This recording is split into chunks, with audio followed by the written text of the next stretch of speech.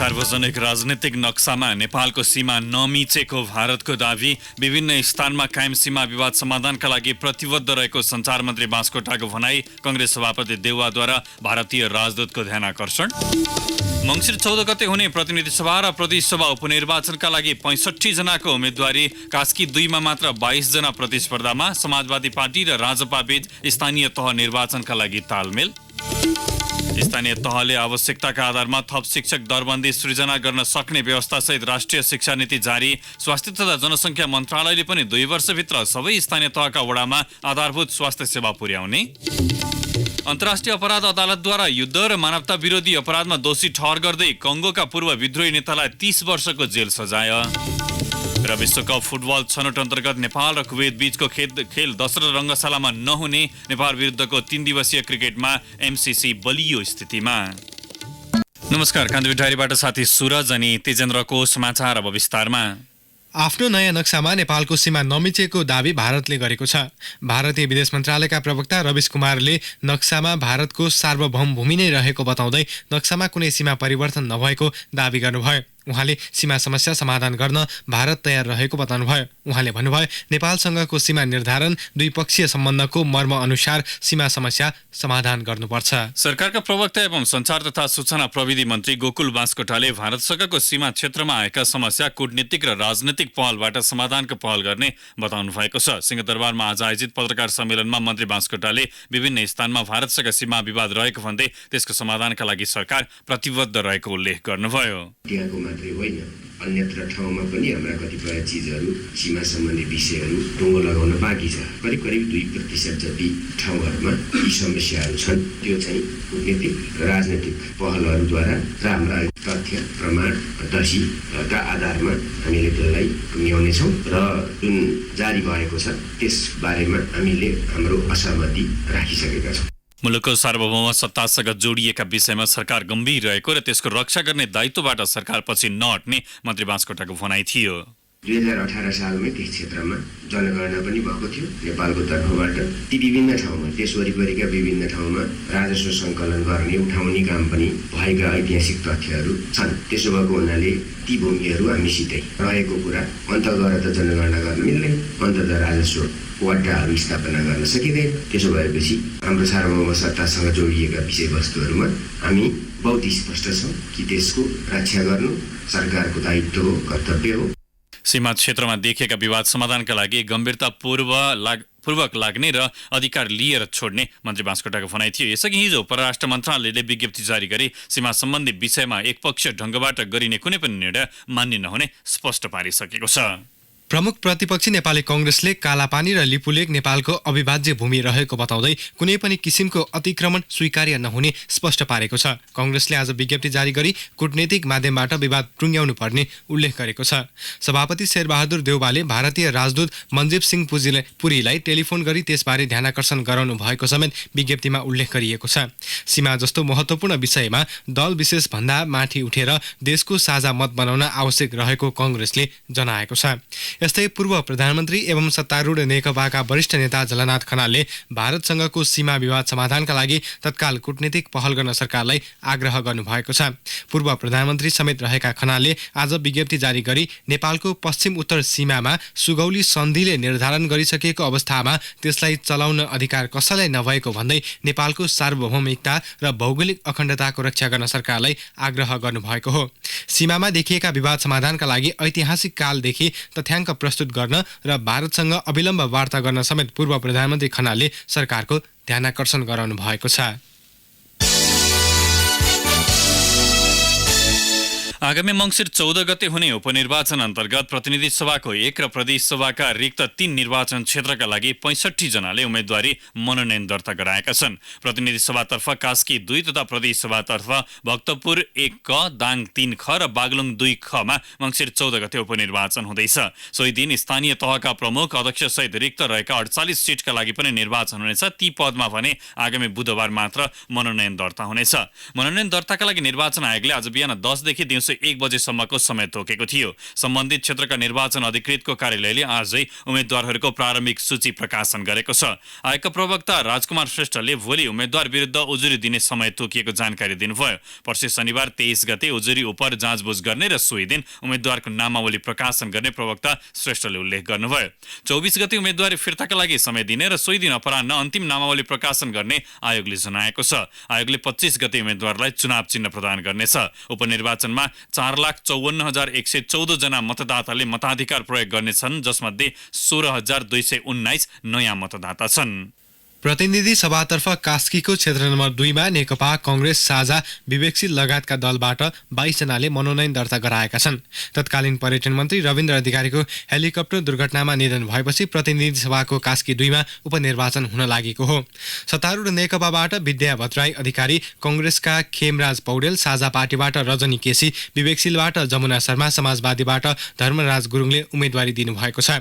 प्रदेशसभातर्फ भक्तपुरमा 19 जनाको उम्मेदवारी परेको छ। भक्तपुर 1 क मा हुने उपनिर्वाचनको लागि नेकपाबाट देवी प्रसाद ढकाल, कांग्रेसबाट कृष्णलाल भडेल, नेमकिपाबाट निरज लबजु लगायतका विभिन्न दलले उम्मेदवारी दर्ता गराएका छन्। स्वतन्त्र तर्फबाट 11 जनाको उम्मेदवारी परेको छ। दाङको निर्वाचन क्षेत्र नम्बर 3 ख मा हुने उपनिर्वाचनका लागि विभिन्न पार्टी र स्वतन्त्र गरी 14 जनाको उम्मेदवारी परेको मुख्य निर्वाचन अधिकृत रितेन्द्र थापाले बताउनुभयो। सत्तारूढ नेकपाबाट विमला कुमारी खत्रीवली र कांग्रेसबाट केशव कुमार शर्मा आचार्यको उम्मेदवारी परेको छ। यस्तै समाजवादी पार्टी, राप्रपा, राष्ट्र जनमुक्ति, नेपाल मजदुर किसान पार्टी, राप्रपा संयुक्त, नेकपा माले लगायतका दलले पनि उम्मेदवारी दर्ता गराएका छन्। दाङको निर्वाचन क्षेत्र नम्बर 3 मा 68,719 जना मतदाता छन्। बागलुङ क्षेत्र नम्बर 2 ख को प्रदेशसभा निर्वाचनको लागि 10 जनाले उम्मेदवारी दर्ता गराएका छन्। 2 जनाको बागी उम्मेदवारी परेको छ।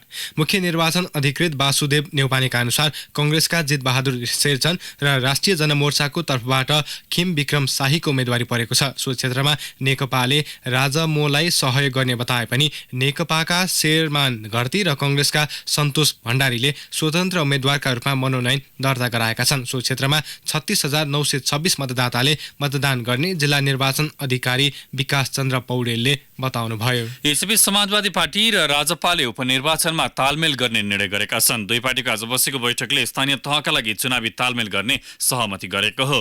राजपा अध्यक्ष मण्डलका सदस्य महेन्द्र राय यादवले उम्मेद्वारहरूबारे भने छलफल जारी रहेको र मनोनयनको दिन आगामी बुधबारसम्ममा नाम तय गर्ने दावी गर्नुभयो। नेता यादवका अनुसार 2074 सालको स्थानीय तहमा निर्वाचन भएको र विभिन्न कारणले खाली हुन पुगेको स्थानमा सम्बन्धित दलले नै उम्मेदवारी दिने गरी दुई पार्टीबीच सहमति भएको छ। अन्य स्थानमा भने यसअघिको निर्वाचनमा बढी मत ल्याउने दलले प्राथमिकता पाउने गरी नेताहरूबीच सहमति जुटेको छ।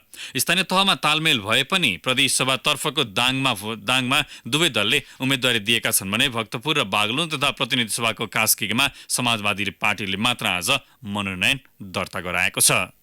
कान्तिपुर डायरीमा अब ब्रेकको पालो।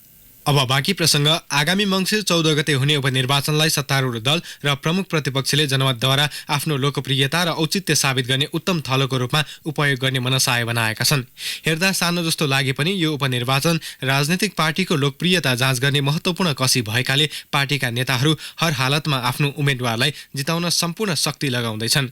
नेपालगञ्जबाट सहकर्मी जय पाण्डेको रिपोर्ट। राजनीतिक दलहरूले उम्मेद्वारको टुङ्गो लगाएसँगै सुदूर पश्चिम, कर्णाली र 5 नम्बर प्रदेशका 14 जिल्लामा भित्री रूपमा प्रचार प्रसार समेत शुरू भइसकेको छ। दलका शीर्ष नेताहरू चुनावी दौडामा निस्किसकेका छन्। उपनिर्वाचनलाई सरकारमा रहेको पार्टीले आफ्नो लोकप्रियता कायमै रहेको पुनः पुष्टि गराउने र प्रतिपक्षमा रहेको पार्टीले सरकारको लोकप्रियता घट्दो छ र आफ्नो औचित्यता बढ्दो छ भन्ने साबित गराउने अवसरका रूपमा लिएका छन्। त्यसैले उपनिर्वाचनलाई निकै महत्वका साथ हेरिरहेको निर्वाचन आयोगका सहसचिव राजकुमार श्रेष्ठ बताउँछन्। यो निर्वाचन थोरै ठाउँमा भए साङ्गीतिक रूपमा धेरै महत्व राख्छ। प्रतिपक्षमा रहने पार्टीले सरकारको लोकप्रियता घट्दो क्रममा छ र प्रतिपक्षको चाहिँ औचित्य बढ्दो छ भन्ने पुष्टि गर्ने अवसर पनि दिन सक्छ। त्यो अवसर रियल फिल्डमा हामी गर्न पाउँछौँ भनेपछि यसलाई कसरी हामीले सानो रूपमा आउने सरकार र प्रतिपक्षी दुवैले आफ्नै डम्फु बजाइरहेका बेला उपनिर्वाचनको परिणाम आफ्नो पोल्टामा पार्न लोभ लालच र पैसाको खोलो बगाउँदै शक्तिको दुरूपयोग गरी निर्वाचन आचार संहिताको धज्जी उडाउने सम्भावना पनि उत्तिकै छ। तर निर्वाचन अधिकृतहरू सीमित क्षेत्रमा निर्वाचन भइरहेकाले सबैको निगरानी र अनुगमन हुने हुँदा पहिलेको तुलनामा आचार संहिता उल्लंघनका घटना निकै कम हुने अनुमान गर्छन्। कपिल वस्तुका जिल्ला निर्वाचन अधिकृत अयोध्या प्रसाद भण्डारी पटक पटक यस विषयमा उल्लङ्घन घटनाहरू दोहोरिएको भन्ने कुरा आइरहेको छ। तथापि पनि अहिलेको वर्तमान अवस्थासम्म आइपुग्दा आचार संहिता पालन गर्ने क्रममा र पालना गराउने क्रममा धेरै सुधार भएको मैले मान्दछु। उपनिर्वाचनलाई बहिष्कार गर्नेहरू पनि छन्, जसका कारण सुरक्षा चुनौती समेत देखिएका छन्। तर सुरक्षाकर्मीको बाक्लो उपस्थितिका कारण बहिष्कार गर्नेहरूले निर्वाचन बिथोल्न नसक्ने सुरक्षा अधिकारीहरूको दावी छ। यद्यपि कर्णाली जस्तो हिमाली क्षेत्रमा मौसमी प्रतिकूलताले पनि निर्वाचनलाई प्रभाव नपार्ला भन्न सकिन्न। निर्वाचन कार्यालय हुम्लाका अधिकृत महेश शर्मा अब एउटा गाउँपालिकाको चुनाव हो, हिउँ नै परेर अहिले मङ्सिर 14 गते नै हिउँ पर्ला भनेर चाहिँ हामीले अनुमान त गरेका छैनौँ। मतदाताहरू जागरुक हुनुहुन्छ, अब त्यो हिउँले चाहिँ डिस्टर्ब गर्छ जस्तो त मलाई लाग्दैन। जे होस् 14 गते हुने निर्वाचनले सत्तारूढ र प्रतिपक्षी राजनीतिक पार्टी प्रतिको समर्थन र जनमतलाई सबै सामु छर्लङ्ग पार्ने निश्चित छ। रेडियो कान्तिपुरका लागि जे पाण्डे, नेपालगञ्ज। नेपाली सेनाले निर्माण हुनु अगावै अनियमितताको आरोप खेपेको बहुचर्चित काठमाडौँ मधेस द्रुतमार्ग निर्माण प्रक्रियाको आन्तरिक छानबिन टुङ्ग्याएको छ। काठमाडौँ उपत्यकाबाट दक्षिण भेग मधेसमा 1 घण्टामै पुग्न सकिने करिब 73 किलोमिटर लामो द्रुतमार्ग निर्माण प्रक्रियाको सुरुवातमै अनियमितताको उजुरी परेपछि सेनाले आन्तरिक छानबिन थालेको थियो। बलाधिकृत रथी शरद गिरीको नेतृत्वमा गठन भएको छानबिन टोलीले प्रतिवेदन प्रधान सेनापति पूर्णचन्द्र थापालाई हस्तान्तरण गरिसकेको छ। सैनिक प्रवक्ता विज्ञानदेव पाण्डेले प्रधान सेनापतिको कार्यालयमा रिपोर्ट पुगिसकेको बताउँदै प्रतिवेदन केही दिनमै सार्वजनिक गर्ने जानकारी दिनुभयो। छानबिनका क्रममा सेनाले सुरुवातमा काठमाडौँ मधेस द्रुतमार्ग आयोजनाको नेतृत्व गरेका अवकाश प्राप्त प्राविधिक उपरथी योगेन्द्र खाँडलाई पनि अनुसन्धानमा तानेको थियो। सैनिक स्रोतका अनुसार सो टोलीले खाँडपछि आयोजना सम्हालेका सहायक रथी शरदलाल श्रेष्ठलाई अनुसन्धानको अवधिभर कुनै जिम्मेवारी दिएको छैन। खाँड आयोजना प्रमुख हुँदा श्रेष्ठले द्रुतमार्गको डिजाइन गर्नुभएको थियो। अनुसन्धानका दौरान खाँडले नाम लिएपछि श्रेष्ठमाथि पनि छानबिन भएको सैनिक स्रोतले बताएको छ। स्थानीय तहले आवश्यकताका आधारमा थप शिक्षक दरबन्दी सृजना गर्न सक्ने व्यवस्था सहित सरकारले राष्ट्रिय शिक्षा नीति जारी गरेको छ। शिक्षा, विज्ञान तथा प्रविधि मन्त्री गिरिराजमणि पोखरेलले आज पत्रकार सम्मेलन गर्दै राष्ट्रिय शिक्षा नीति जारी भएको बताउनु भएको हो। गत सोमबार बसेको मन्त्री परिषद बैठकले सो नीति स्वीकृत गरेको हो। शिक्षा क्षेत्रका उपक्षेत्रहरू समेटेर राष्ट्रिय शिक्षा नीति बनाइएको मन्त्री पोखरेलले बताउनु भयो। सबै तहको शिक्षालाई प्रतिस्पर्धी, प्रविधि मैत्री, रोजगारमूलक र उत्पादनमुखी बनाउने नीति अख्तियार गरिएको उहाँले बताउनुभयो। सबैलाई प्रविधि मैत्री र व्यावसायिक शिक्षा र तालिमको क्षेत्रमा संस्थागत विस्तार गरी सिप विकासमा अवसर उपलब्ध गराउने तथा सिटिभिटीलाई पुनर्संरचना गर्ने विषय नीतिले समेटेको छ। यस्तै स्वास्थ्य तथा जनसङ्ख्या मन्त्रालयले 2 वर्षभित्र सबै स्थानीय तहका वडामा आधारभूत स्वास्थ्य सेवाको पहुँच पुर्याउने भएको छ। सोही लक्ष्य अनुरूप मन्त्रालयले कार्यविधि लागू गरेको छ। गत आर्थिक वर्षको नीति तथा कार्यक्रममा उल्लेखित स्थानीय तहबाट आधारभूत स्वास्थ्य सेवा निःशुल्क उपलब्ध गराउने भन्ने प्रावधानको कार्यान्वयनका लागि कार्यविधि लागू गरिएको मन्त्रालयले जनाएको छ। मन्त्रालयले आधारभूत स्वास्थ्य सेवा नरहेका 7वटै प्रदेशका स्थानीय तहका 1390 वडामा स्वास्थ्य चौकी निर्माण गर्नेछ। देशभर 6743 वडा छन्। 5353 वटा स्थानीय तहमा यसअघि नै आधारभूत स्वास्थ्य सेवाको पहुँच पुगिसकेको छ। बलात्कार प्रयास मुद्दामा पूर्वपक्षका लागि थुनामा रहेका निवर्तमान सभामुख कृष्णबहादुर महराले सत्तारूढ नेकपाका प्रमुख सचेतक देव गुरुङसँग कानुनी परामर्श लिएका छन्। आफूमाथिको मुद्दाबारे परामर्श गर्न महराले नै भेट्न खोजेपछि आज बिहान गुरुङ दिल्ली बजार कारागार पुग्नु भएको हो।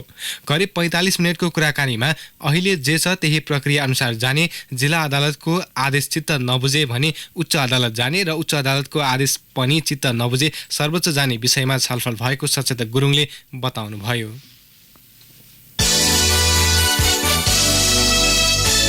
नेपाली बैंकको एटीएम सिस्टम ह्याक गरेका 6 चिनिया र 3 नेपाली नागरिक पूर्वपक्षका लागि कारागार चलान भएका छन्। उच्च अदालत पाटनका न्यायाधीशद्वय रामप्रसाद ओली र किरण पौडेलको संयुक्त इजलासले 6 चिनिया नागरिकलाई पूर्वपक्षका लागि कारागार चलान गर्न तथा नेपाली नागरिक रोशन प्रसाद प्रधान, रेवती दुवाडी र देवनाथ लामिछानेलाई धरौटीमा रिहा गर्न आदेश दिएको थियो, तर धरौटी बुझाउन नसकेपछि उनीहरू थुनामा पुगेका हुन्। अदालतले प्रधान र दुवाडीसँग 26 लाख तथा लामिछानेसँग 30 लाख रुपियाँ धरौटी माग गरेको थियो। अब केही समाचार संक्षेपमा। पोखरा स्थित मुख्य निर्वाचन अधिकृतको कार्यालय नजिकै बम विस्फोट भएको छ। बम विस्फोटको जिम्मेवारी कसैले लिएको छैन। काठमाडौँको कीर्तिपुरबाट अत्याधुनिक हतियारसहित प्रहरीले आज दिउँसो काठमाडौँका देवेन्द्र भण्डारी, सुमन खड्का र मनोज कुमार बस्नेतलाई नियन्त्रणमा लिएको छ। गत असार र साउनमा आएको बाढी पहिरोका कारण अवरुद्ध भएका रोल्पाका ग्रामीण सडकहरू अझै सञ्चालनमा आउन सकिएको छैन। सडक सञ्चालन नहुँदा जिल्लावासीलाई आवत जावतमा समस्या भएको छ। कान्तिपुर डायरीमा अब 5 थर डायरीको पालो। 5 थर डायरीमा लक्ष्मी गौतमको नमस्कार। 5 थरको धार्मिक पर्यटकीय क्षेत्र आगेजुङ गुम्बामा मोटर बाटो पुगेको छ। फालेलुङ गाउँपालिका 1 मा रहेको आगेजुङ गुम्बामा गोपेटार बजारबाट 6 किलोमिटर सडक निर्माण गरिएको हो। हिरिहाङ गाउँपालिका र संघीय सांसद बसन्त कुमार नेम्बाङको निर्वाचन क्षेत्र विकास कोषको गरी 48 लाखको लागतमा सडक निर्माण गरिएको हो। यसैबीच 5 थर सदरमुकाम फिरिमदेखि रानीटार लुङरुपा गोरुवाले हुँदै सन्दकपुर जोड्ने पर्यटकीय मार्गको पहिलो खण्ड कालोपत्रे हुने भएको छ। प्रदेश 1 सरकारले यो सडकलाई कालोपत्रे गर्नका लागि प्रक्रिया अगाडि बढाएको हो। करिब 8 किलोमिटर सडक कालोपत्रे गर्नका लागि टेन्डर पनि खुलेको छ। गुरुवालेदेखि सन्दकपुरसम्मको सडक सर्वे हुन बाँकी छ। आसन्न उपनिर्वाचनका लागि 5 थरका राजनीतिक दलले उम्मेद्वार टुङ्ग्याएका छन्। फाल्गुनन्द गाउँपालिका अध्यक्ष, फिल्म नगरपालिका वडा नम्बर 1 र हिलिहाङ गाउँपालिकाको वडा नम्बर 7 को वडाध्यक्ष पदका लागि नेकपाले फिल्म नगरपालिका 1 मा गजाधर भट्टराई, हिलिहाङ 7 मा गेहनाथ रिजाल र फाल्गुनन्द गाउँपालिकामा वीरबहादुर कुरुमाङलाई अध्यक्ष पदमा अगाडि बढाएको छ। यस्तै काङ्ग्रेसले हिलिहाङ 7 मा तिलविक्रम इदिङ्गो, फिल्म 1 मा सुबराज थापा र फाल्गुनन्दमा ब्रिजहाङ आङदेम्बेलाई अध्यक्ष पदमा अगाडि सारेको छ। यस्तै समाजवादी पार्टी, लिम्बुवान र राप्रपा सहितका दल पनि चुनावी अभियानमा जुटेका छन्। नेपाल सहित भारत र भुटानबाट आएका बौद्ध धर्मावलम्बीसँगै लामा र भिक्षुहरूले 5 थरको फालेलुङ गाउँपालिका 1 स्थित सान्छ्य छ्योलिङ गुम्बामा 5 दिने मौन व्रत बस्दै शान्ति, सद्भाव र अहिंसाका लागि प्रार्थना गरेका छन्। मौन व्रतमा 40 लामा र भिक्षुसँगै 200 सहभागी रहेको आयोजक सान्छ्य गुम्बाका अध्यक्ष तेन्जिङ लामाले बताउनुभयो।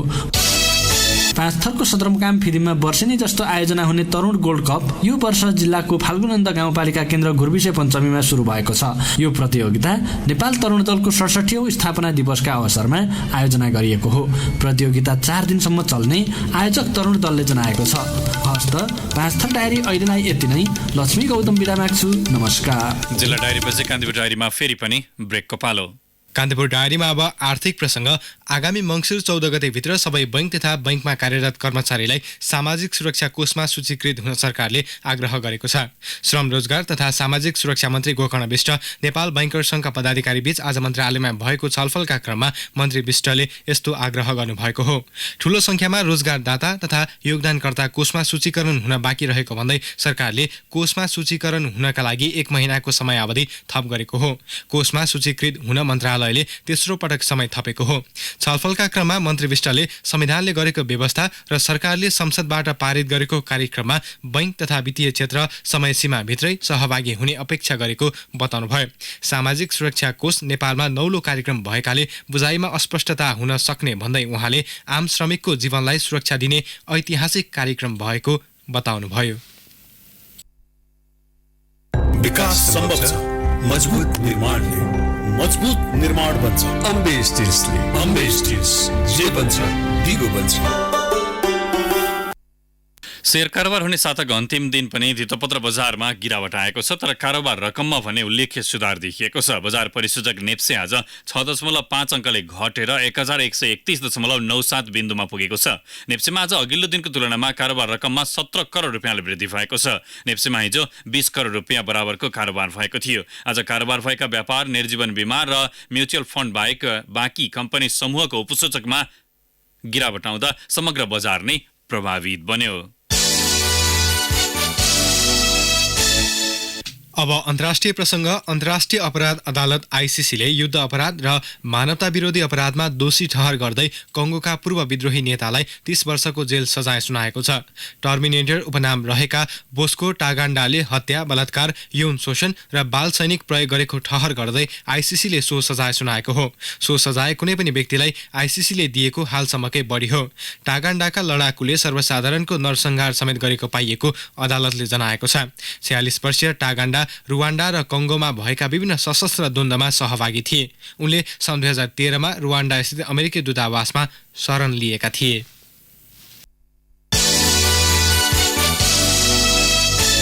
अब खेल प्रसङ्ग। कमजोर पूर्वाधारका कारण विश्वकप फुटबलको छनौट चरण अन्तर्गत कुवेत विरुद्धको खेल नेपालले गृह मैदानमा खेल्न नपाउने भएको छ। अब खेल खेलिसकेको नेपालले काठमाडौँको त्रिपुरेश्वर स्थित दोस्रो रङ्गशालामा मङ्सिर 3 गते कुवेत विरुद्ध खेल्दै गृह मैदानमा प्रतियोगिताको सुरुवात गर्दै थियो।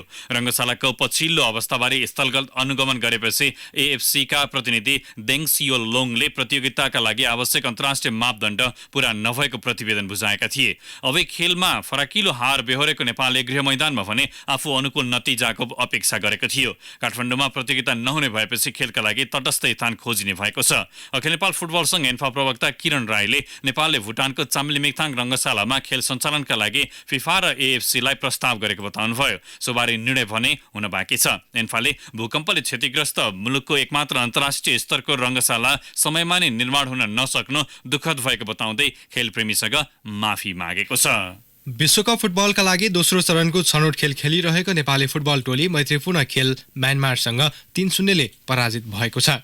पछिल्लो भेटमा सन् 2008मा भएको एएफसी च्यालेन्ज कपमा पनि नेपाल म्यानमारसँग 3-0ले नै पराजित भएको थियो। खेलको तेस्रो मिनेटमा नै पहिलो गोल गरेको म्यानमारले पहिलो हाफको इन्जुरी समय र दोस्रो हाफको अन्त्यतिर एक गोल थपेको हो। म्यानमारको मण्डला 3 स्टेडियममा नेपाली टोली कप्तान किरण चेम्जोङ र मिडफिल्डर रोहित चन्द बिना नै मैदान उत्रिएको थियो। नेपाल र म्यानमार दुवै टोली विश्वकप छनौटको दोस्रो चरण खेलिरहेका छन्। नेपालले छनौटमा 3 अङ्क जोडेको छ भने समूह एफमा रहेको म्यानमारले अङ्क जोड्न सकेको छैन।